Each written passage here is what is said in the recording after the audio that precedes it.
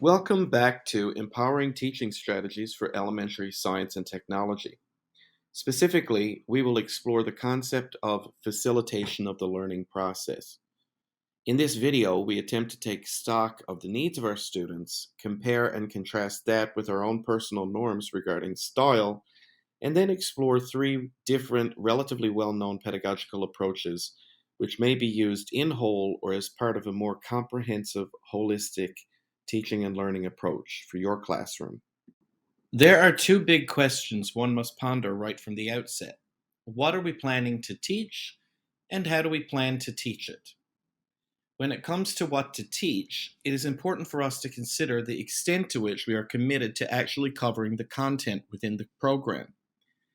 Either that, or are we more committed to instilling in our students a genuine curiosity about how the natural world functions?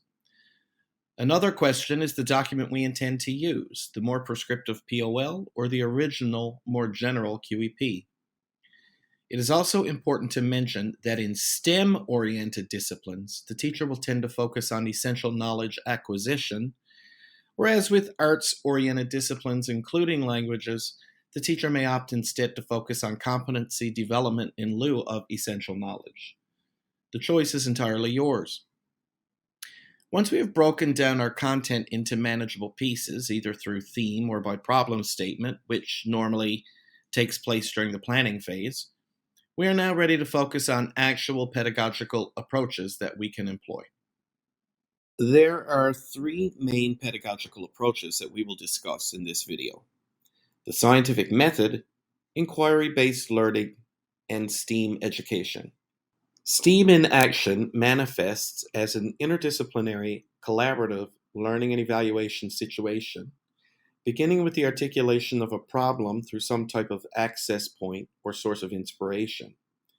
This access point could be a real-world local problem related to a community issue, or a real-world global problem related to a UN Sustainable Development Goal or current event, etc. Also, a piece of literature could act as an access point for a problem or challenge, either fictitious or real. The final basic tenet of STEAM is that it is process-driven. We normally like to employ one of two processes when engaging with STEAM, that being design thinking or engineering design. Design thinking is a process that implicates empathy in the solving of a problem. The provision of an emotional hook increases engagement. When, for example, a student notices a loved one with advancing limited mobility, the student will have an emotional connection to the subject and to the outcome. Perhaps they will attempt to design a new cane specific to the needs of their loved one. Engineering design is a process more of utility.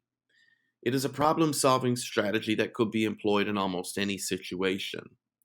For example, an engineer being told to fix a glitch in the operating software of a product at work would constitute engineering design. There is no real emotional connection to the subject or to the outcome. So then, we have two teachers from East Hill Elementary School, Gaetan and Judith, who will walk us through the production of a STEAM LES using the engineering design process. Note that in this case, our access point is a picture book, Little Red Riding Hood. Implicated in this LES will be two subjects, French as a second language and science and technology. Note that on day one, teachers embark on a plan of action. For this to occur, Gaetan and Judith work on the development of an LES interdisciplinary planning exercise where important questions such as the access point, problem to solve, subject implicated, essential knowledges implicated, and process implicated are all answered. Following completion of the template, the teachers create a calendar where each step of the engineering design process will be devoted to a particular class.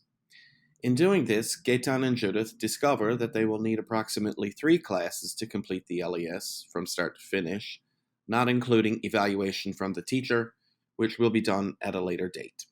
Step 1 of the engineering design process involves defining of the problem. As students read the picture book Little Red Riding Hood, they're invited to try and identify as many problems as they can within the storyline. Although it would be common for most students to naturally take the point of view of Little Red Riding Hood or the grandmother, that is not to say that the problem could not come from the point of view of the Big Bad Wolf, for instance. Students normally do this in teams where they are able to discuss, compare, and contrast, eventually, as a class, deciding upon one main problem to solve. Note that it is also possible for different teams to take on different problems to solve simultaneously. This will depend entirely on the comfort level of the teacher. Normally, the teacher has identified the problem beforehand. However, we believe that buy-in will be enhanced if students are made to believe that they have come up with the problem themselves, hence this exercise. Note that the second part of the engineering design process involves the identification of constraints. As students begin to clarify the problem to solve, they should be asked to devote some time to identifying constraints which will limit their course of action. Examples would include expertise, time, materials, etc. Finally, after the problem has been identified and constraints discussed, it is time for students to begin brainstorming for possible solutions. Students are normally given a finite amount of time and are asked to come up with several different solutions, usually 4 or more. The idea here is to force students to abandon fears of being wrong and to embrace the creativity within them, to put to paper any idea that comes to mind, no matter how unorthodox it may seem. After all, it is often those thinking outside of the box type ideas that often end up actually solving the problem. Either late on day 2 or early on day 3, a solution has been selected.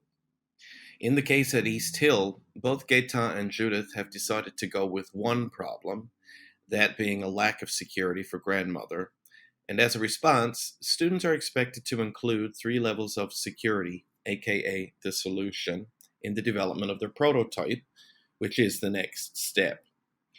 Please note that although all teams are given the same problem to solve, they are free to come up with their own solutions to the problem.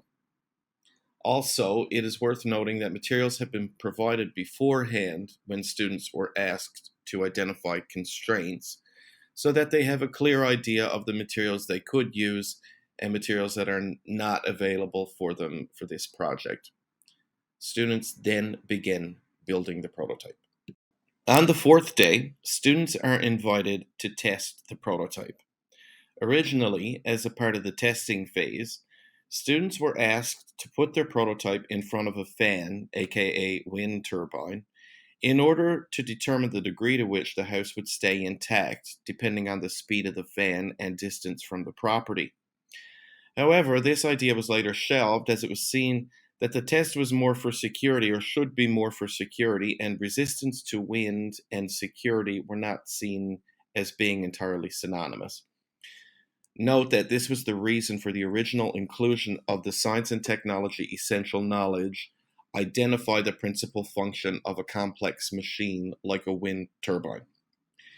In lieu of a concrete test, students were expected to peer review prototypes from other teams, offering up constructive critiques of the designs of the other teams. Following this, students were expected to reflect on the input received from peers and to make the necessary adjustments if they agreed with the critique. Finally, during the last step, students were expected to communicate the solution to peers through presenting their design to the class, complete with a detailed description of the levels of security inherent in their design. Obviously, given that FSL was one of the 2 subjects implicated in this LES, presentations would be given entirely in French.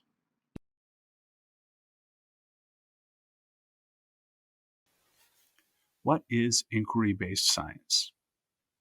Inquiry-based learning, as the name suggests, is a pedagogical approach that values the inquiry process as a basis for learning. It capitalizes on the natural curiosity of children and allows for the development of inquiry skills in the student. An inquiry-based learning scenario is one in which students not only seek answers to questions, but learn to frame and ask questions on many levels and develop an understanding of how problems are solved and knowledge is built. Like STEAM, inquiry-based approaches to teaching science also place the student as a leader of the lesson by allowing them to create their own inquiry and figure out ways to find answers. It is an exploratory approach that allows students to play a more active role in their learning by emphasizing the asking of questions, making observations, and developing ideas and theories. The hope is to create an open and student-centered learning environment where questions and topics build from other topics and are directed by the student's natural curiosity. An example of this could be to have students observe a natural phenomenon or quality of the world around them. They could then don the hat of the investigator and create an investigation to try to figure out or explain what they have observed. They can explore, come up with theories, analyze evidence, engage in research, and even follow new questions that have formed throughout the process. In order to implement this model in a classroom, a teacher needs to be flexible and willing to let topics come naturally as students' interests and curiosities become apparent. The teacher acts as a guide, but must be willing to explore different themes and pull at whatever thread comes up. Treat the inquiry as a journey you are undertaking together, and though you may not know where it will lead, the learning that takes place will always be engaging because the students can see and feel the active role that they are playing in the learning process.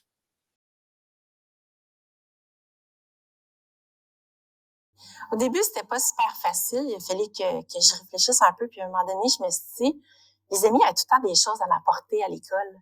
Je me suis dit, peut-être que je pourrais partir de ce qui m'amène comme objet. Au lieu de faire ce que je fais durant le week-end, ce que j'ai fait, le tour de classe, là, la discussion de classe le matin, tous les lundis, mes élèves, à tous les jours, ils m'amènent quelque chose puis ils présentent quelque chose. Fait que je parle vraiment de leur idée, puis ensuite, on va développer. Fait que je vais chercher en même temps avec eux sur Internet des informations si on en a besoin parce que j'ai pas toujours l'information, je sais pas tout le temps qu'est-ce qu'on va faire avec cet objet-là. Fait que, mettons, je te donne un exemple. Là. Il y a un ami qui a amené des roches, mais toutes des roches différentes qu'ils ont trouvées au Québec. Fait qu'on est parti de là, puis là, on a commencé de parler de géode. Les élèves étaient intéressés, puis posaient des questions. Donc, c'est un peu... mais ils sont super gros intéressés d'apporter tout le temps des objets à la maison. Puis, ils n'ont pas de réticence ni de barrière parler en avant de la classe. Fait que je l'utilise autant en oral quand ils me parlent. Ouais. Ben, c'est drôle, hein, mais j'enseigne rarement. Je vais vraiment partir par une activité, puis je vais voir avec eux qu'est-ce qui va ressortir. Puis de là, on va se rassembler, par exemple, à une table, puis c'est là où je vais poser des questions que les élèves vont... Fait que c'est rarement moi qui vais enseigner quelque chose. C'est souvent entre eux, puis c'est souvent aussi à partir de leur connaissance. C'est les nouvelles. Qu'est-ce qui est au jour? Qu'est-ce qui est comme... Je suis attirée beaucoup par l'environnement. Ça m'intéresse énormément. Puis je pense que je peux faire une différence en leur parlant de ça. Fait que c'est vraiment avec les nouvelles. Qu'est-ce qui est vraiment prédominant dans les nouvelles? Puis c'est là où je vais commencer une notion, voir s'ils en ont parlé à la maison. Fait que c'est un peu comme ça. Comme cette année, j'ai fait un projet avec Oser Entreprendre, en collaboration avec Oser Entreprendre, sur les chenilles spongeuses. Ils sont partout, puis ils sont tous en train de manger les feuilles des arbres, ça va avoir un impact sur nous à un moment donné. Fait que c'est ça, fait qu'on essaie d'aider les amis à comprendre ce que c'est, donc c'est un peu... What about the scientific method? A teacher might be more interested in exploring the actual scientific method with their students. Understandably, a model of the scientific method that is linear and conclusive has become popular in elementary schools because it's simple to follow and presents a beginning and an end, even if it invites further exploration. The scientific method, however, is actually more circular, ongoing, and iterative, and perhaps most importantly, collaborative. Scientists thrive on questions and depend upon each other to help explore these questions, and new questions are constantly occurring out of the search for answers. The scientific method is meant to foster exploration and questioning, but also emphasizes community analysis and feedback. In addition, it must consider benefits and outcomes as part of the process. All of these can represent possible starting points that leads towards the gathering of data. A scientific project can be built out of observation, just as easily be built out of a recognition of a need, or out of an unexpected question that comes up while listening to a completely different project or presentation. An example of this in a class might be to start by presenting an experiment. You could come up with a question, put together hypotheses, conduct the actual experiment, discuss the results, and draw some conclusions, but then follow that up by having students iterate on that experiment. Have them come up with new questions related to what they saw and begin the process anew.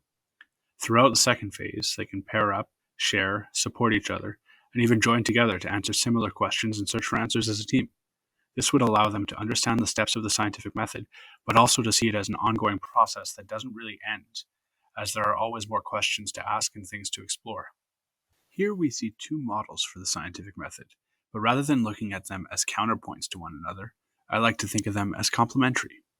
On the right hand, we can see the steps more commonly associated with the scientific method: observation, question, hypothesis, experiment, analysis, and conclusion. But in tandem with these steps, the model on the left presents both starting points and directions to go that helps to expand the scientific method beyond the linear model. Questions can come from exploration and observation, as we often emphasize for our students, but also out of community feedback or out of simple recognition of needs.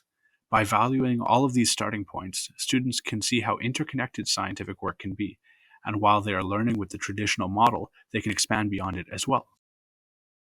Obviously, in tandem with a good process, you need to think about what you will be teaching.